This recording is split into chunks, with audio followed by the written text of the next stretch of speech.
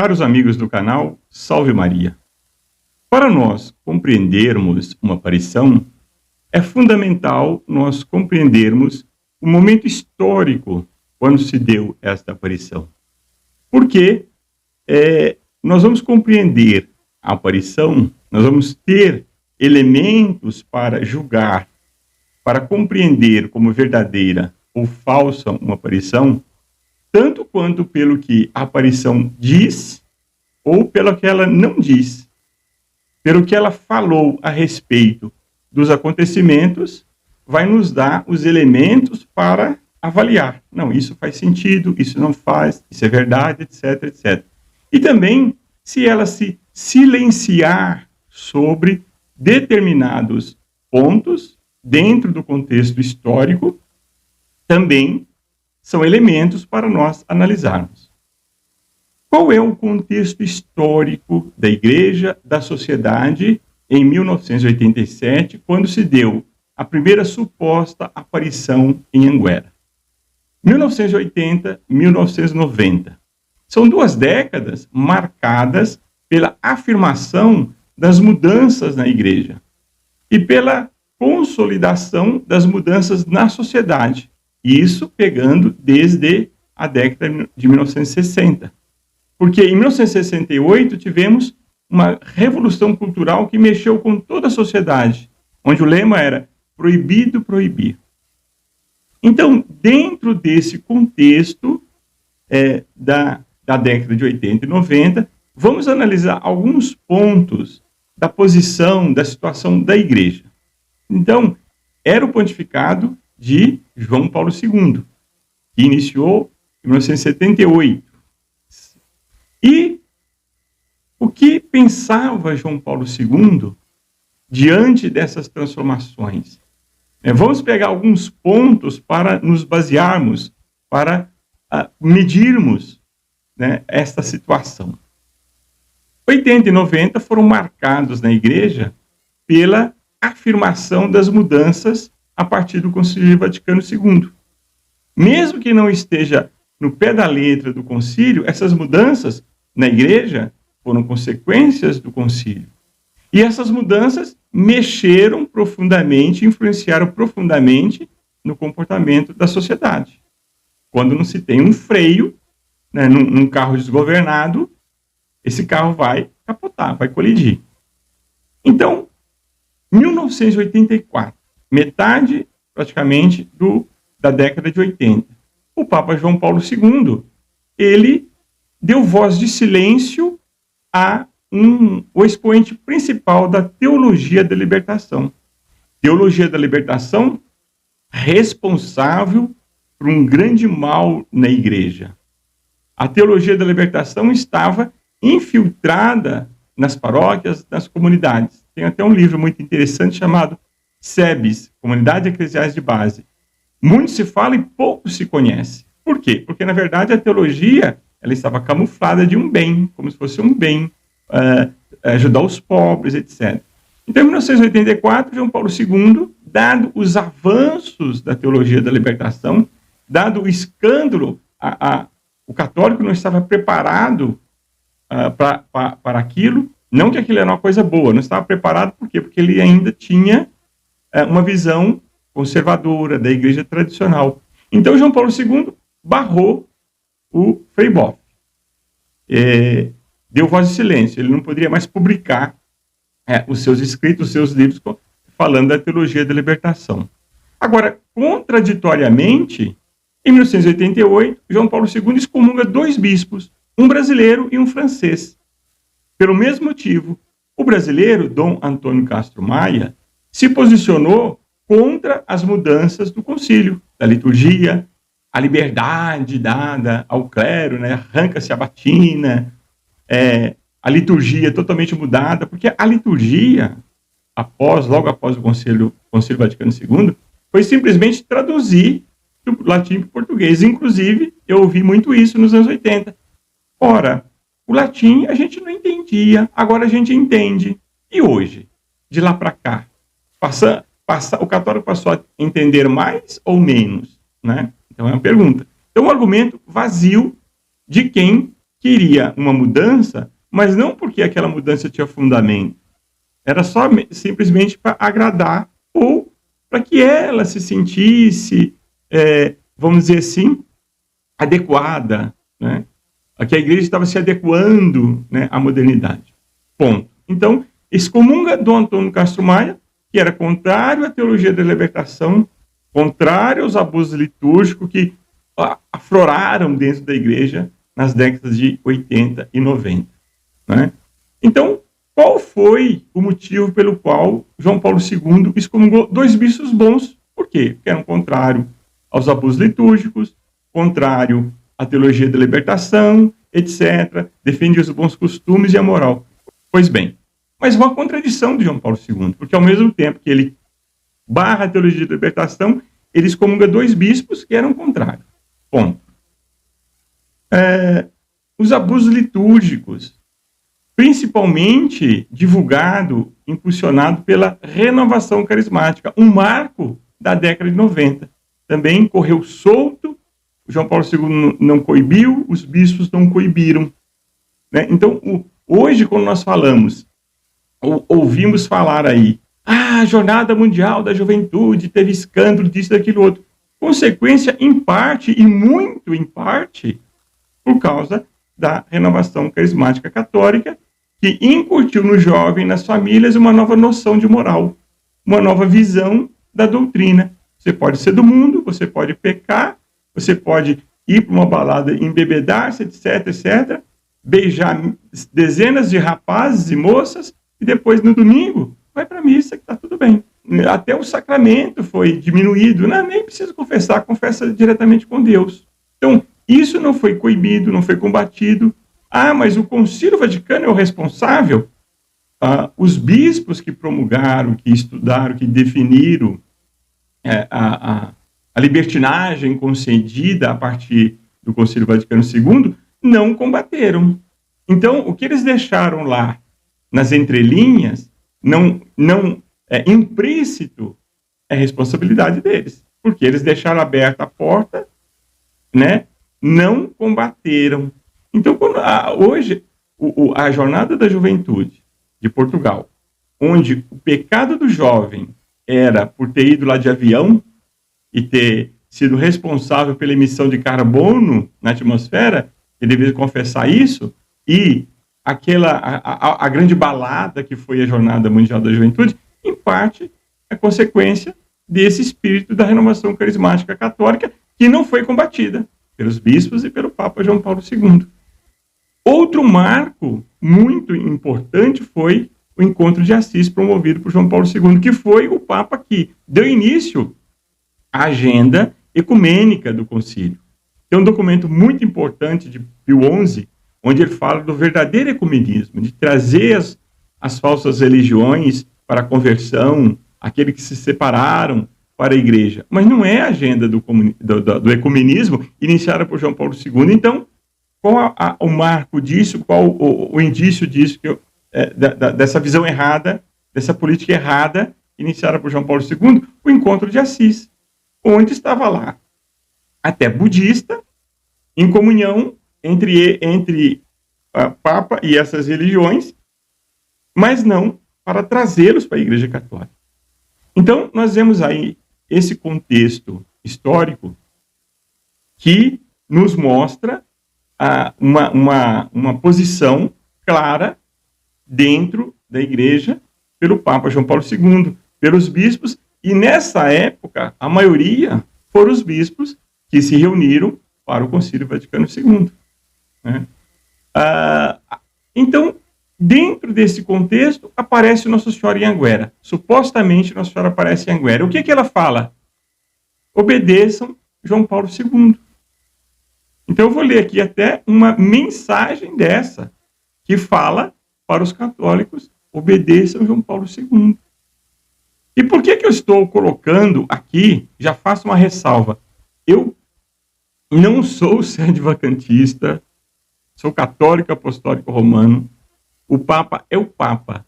Só que eu sigo o exemplo de São João Bosco. Nos momentos de crise, de dúvidas, de incerteza, nós buscamos a força para a nossa fé onde? Na oração, nos exemplos dos santos, que praticaram a doutrina, que cumpriram o mandamento, amar Deus sobre todas as coisas, sobre todas as coisas. Né? Então, esse é o exemplo que nós vamos buscar. E eu sigo o exemplo de São João Bosco. Então, nós temos uma crise na igreja. Nós temos aí posições dúbias ou posições escandalosamente erradas das autoridades eclesiásticas. Então, o que eu digo? Viva o Papa. Por que São João Bosco ensinava isso? São João Bosco foi contemporâneo de Pio IX, bem-aventurado Pio IX. Pio IX, no pontificado dele, começo do século, a primeira metade ele foi muito ruim. Ruim como? Não na doutrina, não que ele falou coisas erradas, escândalos, não. Ele quis fazer uma conciliação da igreja com a revolução, com os revolucionários, com os maçônicos, tudo em nome de apaziguar a coisa. Os maçons, então, se serviam da imagem do Papa, da autoridade do Papa, para dizer, olha, o Papa está conosco. São João Bosco, percebendo isso, e ele conversou com Pio IX, ele aconselhou Pio IX, tem fatos interessantes, ele vendo isso, e os revolucionários em toda a festividade, em todo ato público, bradavam, viva Pio IX, nós estamos com Pio IX está conosco. O João Bosco falou, não. Ensinou os seus padres, os seus alunos a dizerem, vivam o Papa. O que quer dizer viva o Papa?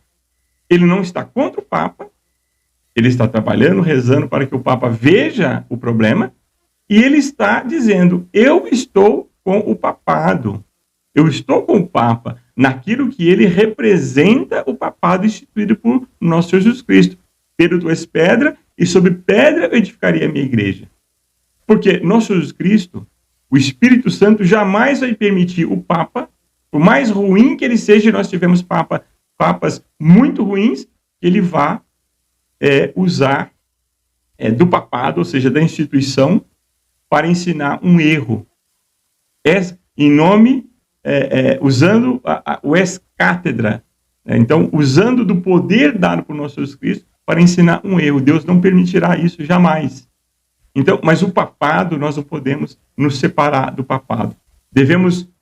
Podemos criticar, podemos cobrar, mas temos que dar também a razão, a doutrina. Então, a gente vê muita crítica, né? Mas não vemos a doutrina. Então, devemos separar a aparição de Anguera da catequese, chamada catequese aí do vidente, do favorecido. São duas coisas distintas. Só que usar uma suposta aparição ou dizer que há uma aparição para justificar a minha posição, isso é um erro tremendo. Tremendo. Bom, o vídeo já está com quase 15 minutos, eu não quero fazer um vídeo longo, então vamos desenvolver esse tema nos próximos vídeos. Então, qual é a frase que está dita, né, na aparição 659? Abro aspas. Convido-vos também a seres fiéis ao sucessor da cátedra de Pedro, João Paulo II. Sabei todos vós que o Papa é infalível. Não é verdade. Ele é infalível do jeito que está dizendo aqui. Ele é infalível em matéria de fé e de costumes. O Papa, em matéria de fé e de costumes, o Espírito Santo, que assiste à igreja, jamais vai permitir que ele, usando da infalibilidade papal, ensine um erro. Então, pois o Espírito Santo conduz para o bem de toda a igreja, portanto, obedecei-o. Sim, o Espírito Santo conduz para o bem da igreja, para a salvação das almas, para ensinar a boa doutrina. Mas a infalibilidade é só matéria de fé, de ensinamento, de costumes. Então, por exemplo, o Papa já brincou, o Papa Francisco, que ele torce para o São Lourenço, porque ele é argentino. Né? Vamos usar aqui, bem popular, um exemplo bem popular. Agora, se eu torço para o Boca Juniors, e o Papa afirma, o meu time é melhor, o meu time não sei o que lá. Bom, ele não está certo, porque ele é Papa e está afirmando que o São Lourenço é melhor que o Boca Juniors. Porque não é matéria de fé, é a opinião dele. Agora, quando o Papa fala de coisas graves, mesmo ele sendo o Papa, ele está errado enquanto pessoa, ele está cometendo aqui um escândalo, né, um escândalo, porque ele é o Papa, ele não pode ter, mesmo na posição pessoal, ele não pode, enquanto Papa, ter uma posição errada quanto à moral, quanto aos costumes, quanto à doutrina. Então, isso é um escândalo. Mas ele não deixou de ser Papa, pelo menos ainda não se provou, né? Então, viva o Papa, aquilo que ele representa, o papado, a Santa Igreja. Então, nesse contexto, Nossa Senhora aparecer e citar o nome do Papa desta forma, o nome, não o Papa, mas citar o nome, é estranho.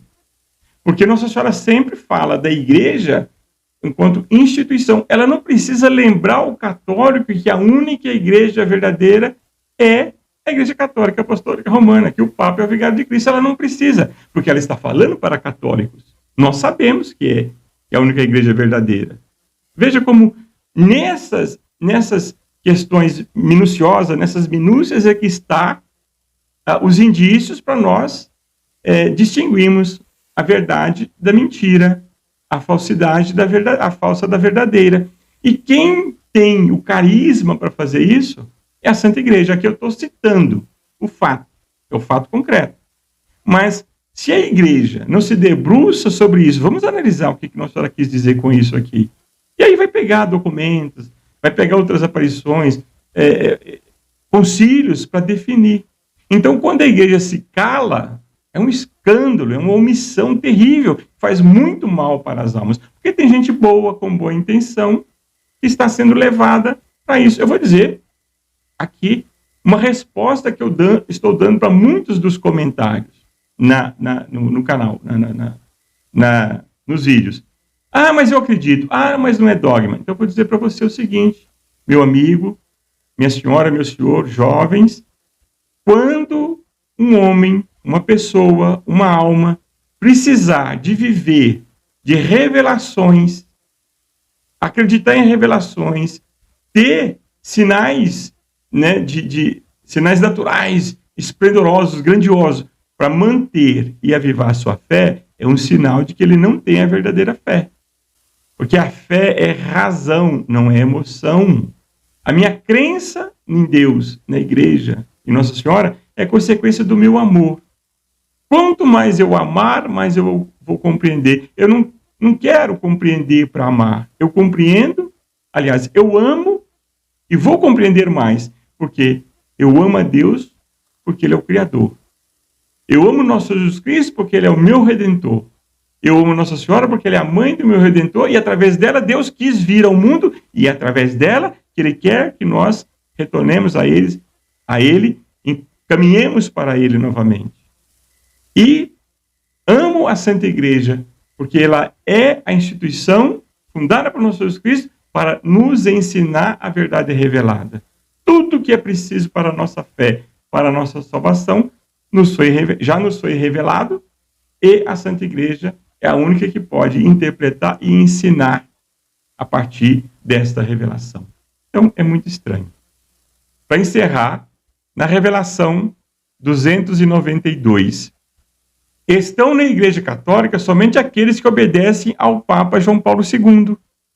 Então, isso era muito dito nos anos 80 e 90. Ah, mas você está contra o Papa João Paulo II. E o Papa deixando correr solto. Teologia da libertação barrou, mas os abusos litúrgicos, a renovação carismática correndo solto. Consequência, vemos aí hoje como é que está a juventude. Os que não lhe obedecem não podem ser considerados católicos. Olha que afirmação grave. Né? Que não obedece o Papa. Mas não obedece o quê? Em quê? É uma questão de fé? Não. Isso aqui, uma frase fabricada nos anos 80 e 90. Ah, você está contra o Papa. Quem não obedece o Papa está fora da igreja. Isso é uma frase fabricada, dita pelos católicos progressistas. E eu quero terminar aqui nesse ponto, nessa frase, para dizer o seguinte. Hoje, o vidente, os adeptos, fala o contrário. O Papa está errado.